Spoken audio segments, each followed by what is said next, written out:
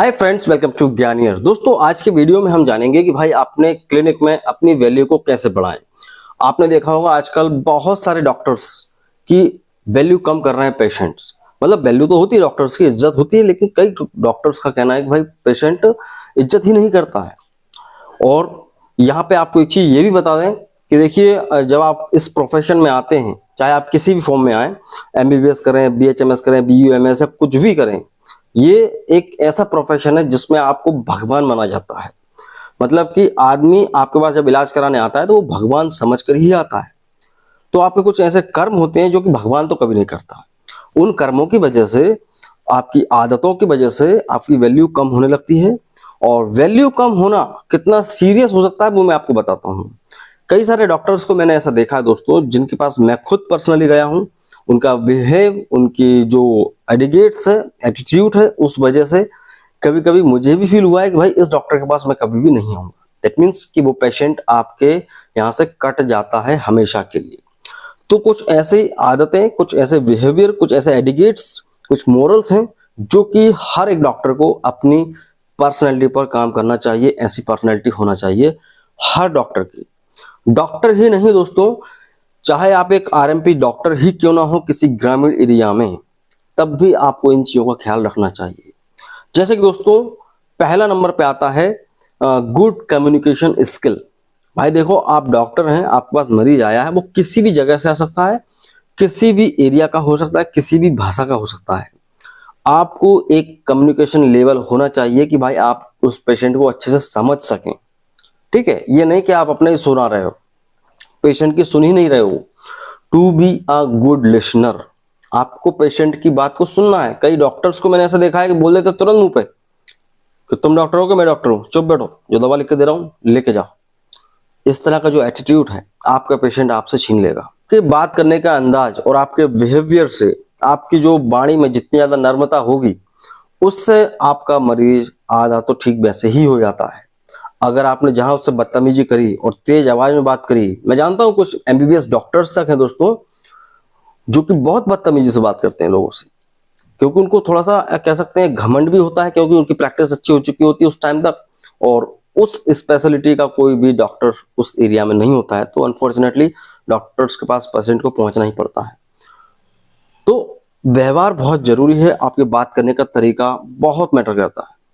दूसरा यहाँ पे है दोस्तों कि भाई आप पैशनेट रहिए। भाई बीमारी को पकड़ना है मुझे। तो कई डॉक्टर्स की आदत क्या है, ओवर कॉन्फिडेंस में है, ये हो रहा चल लिए लेके जा, दवा लिख देते हैं तुरंत। आप उस पेशेंट को अच्छे से चेक करें, ठीक है, जितना संभव हो सके उन सारे पैरामीटर्स को देखें, सारे के सारे उसके पॉइंट्स को देखें, सारे सिम्टम्स को अच्छे से चेक करेंगे तो क्या होगा, आप एक अच्छे तरीके से बीमारी को पकड़ पाएंगे। और इससे पेशेंट को क्या लगेगा कि डॉक्टर्स ने मेहनत करी है।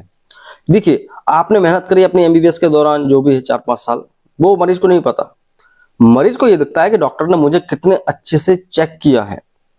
तो कोशिश करें डायग्नोसिस में थोड़ा सा टाइम ज्यादा लें, वो आपके लिए भी अच्छा है और मरीज के लिए भी अच्छा है। तो डायग्नोसिस थोड़ा अच्छे से करें, ठीक है।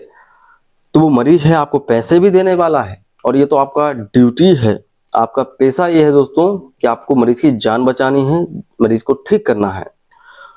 तीसरा यहाँ पे दोस्तों, हेल्पिंग नेचर। आपको हमेशा अपने अंदर एक हेल्पिंग नेचर रखना ही पड़ेगा। आप भले ही कितने बड़े डॉक्टर हो, बड़े से बड़े कार्डियोलॉजिस्ट क्यों ना हो, आपके अंदर एक हेल्पिंग नेचर होना चाहिए। जैसे कि मरीज आया है, वो खड़ा नहीं हो पा रहा, तो आप चाहे तो उसको थोड़ा सा हाथ लगा के खड़ा करने में हेल्प कर सकते हैं, बैठाने में हेल्प कर सकते हैं। अगर आपके पास अटेंडर नहीं है, आपका कोई स्टाफ नहीं है, तो आपको करना है वो काम। सपोज पेशेंट को कुछ अचानक से प्यास लग गई है, तो अगर स्टाफ नहीं तो आप खुद उसको एक गिलास पानी भर के दे देंगे तो आप छोटे नहीं हो जाएंगे। तो ये होता है हेल्पिंग नेचर। हेल्पिंग नेचर एक ऐसा भी होता है दोस्तों जिसमें बोल सकते हैं फाइनेंशियल सपोर्ट।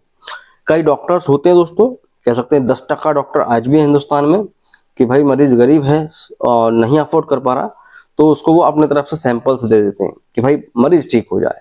अपनी तरफ से सैंपल्स दे देते हैं, फोन लगा देते हैं पैथोलॉजी वाले को या किसी को भी, को वो थोड़ा सा डिस्काउंट मिल जाए। या कुछ ऐसे मरीज भी होते हैं दोस्तों जिनको थोड़ा सा वो अपनी तरफ से पैसे भी दे देते हैं। तो खैर ऐसा तो नहीं करना, नहीं तो आप बोलेंगे ऐसा हम घर कैसे चलाओगे, बट जहां तक हो सके कोशिश करें हेल्प करें मरीज की, ठीक है। तीसरा यहाँ पे दोस्तों केयरिंग नेचर। अभी होता क्या है कि आपने तो मरीज को देख लिया, चेक कर लिया और दवा लिख दी है, लेकिन अपने अंदर एक चिंता होना चाहिए मरीज के प्रति, ठीक है ना। ये नहीं कि मरीज को दवा लिख दी तुरंत भगा दिया।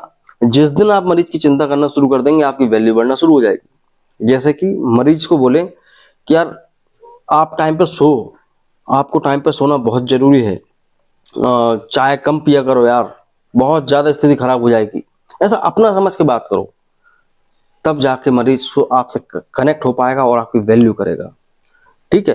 तो उसकी चिंता करो कि देखो आपको ये हो रहा है, आप इस तरह से ये कर लो, मतलब अपनी फील्ड से हटके भी थोड़ा आप उसको सजेशन दे सकते हो कि भाई घर में आप इस तरह का कुछ बना खाया करो, मतलब ऐसा है कुछ घर का माहौल है तो उसको ठीक करने की कोशिश करो, इस तरह की आप सलाह दे भी सकते हो, देते भी हैं। भाई देखो मेडिकल से हटके भी तो बात की जा सकती है ना, तो थोड़ा सा केयरिंग नेचर होना चाहिए।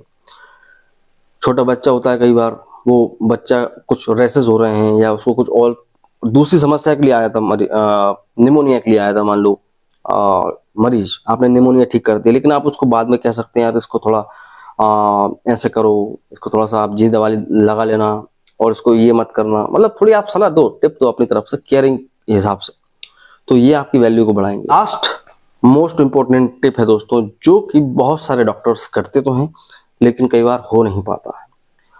क्या होता है कि not argue with the patient.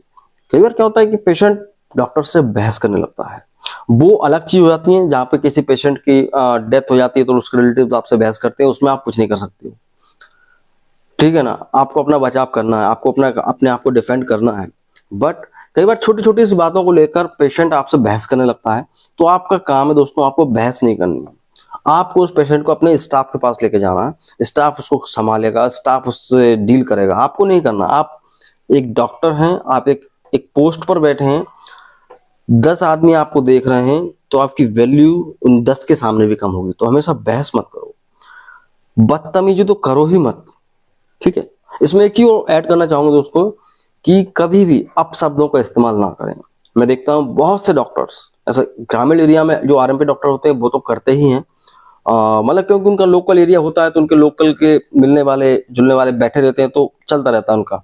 But आपको कोशिश करनी है कि आपको एक मर्यादा में रहना, लिमिट में रहना, कि भाई मुझे इस तरह के वर्ड्स का इस्तेमाल नहीं करना, क्योंकि ये इस पर अगर आपने कंट्रोल नहीं किया तो दिन ब दिन ये आपकी बढ़ती जाएगी समस्या, और आप हो सकता है कि मरीज को ही अपशब्द क्यों ना कह दें, तो ये बहुत बड़ी बात हो सकती है। तो कभी भी गाली गलौज अपशब्द कुछ जो भी आप अपनी फैमिली में नहीं बोल सकते हो, ऐसे शब्द जो अपने बच्चों के सामने नहीं बोल सकते हो, उन शब्दों का इस्तेमाल आपको नहीं करना चाहिए, वो शोभा नहीं देता है, आपके ऊपर पर्सनैलिटी ऊपर नहीं देता है। अब होते हैं कई डॉक्टर्स बहुत बड़े बड़े, उनके ऊपर इतना उनको कोई समझाने वाला तो है नहीं, उनको पता है काम ऐसे चल रहा है चलन दो, तो बहुत बुरी तरीके से बात करते हैं और ऐसे ऐसे शब्दों का इस्तेमाल करते हैं जो कि किसी को पसंद नहीं आएंगे। फिर उससे क्या होगा, आपकी वैल्यू तो होने वाली नहीं। इस तरह से आपकी वैल्यू कम होती है। आप इन सब चीजों पे आप काम करेंगे तो आपकी वैल्यू भी बढ़ेगी, आपका पेशेंट आपके साथ लाइफ टाइम जुड़ा रहेगा, ठीक है। आई होप आप समझ गए होंगे इस वीडियो में मैं क्या कहना चाह रहा हूँ। आपने वीडियो यहाँ तक देखा है तो उसके लिए मैं बहुत बहुत धन्यवाद करता हूँ। और एक रिक्वेस्ट है दोस्तों, हमारे 2 चैनल और हैं, ज्ञानियर ब्लॉग्स है जहाँ पर मैं ब्लॉग्स डालता हूँ फैमिली के, और एक असरदार आयुर्वेद है जहाँ पर आपको सिर्फ हर्बल वीडियोस मिलते हैं, हर्बल प्रोडक्ट की जानकारी, घरेलू नुस्खे और आयुर्वेद के बारे में, तो उनको भी आप सपोर्ट करें। अच्छा लगे तो सपोर्ट करें, सब्सक्राइब करें। तो मिलते हैं आपसे अगले वीडियो में। जय हिंद और वंदे मातरम।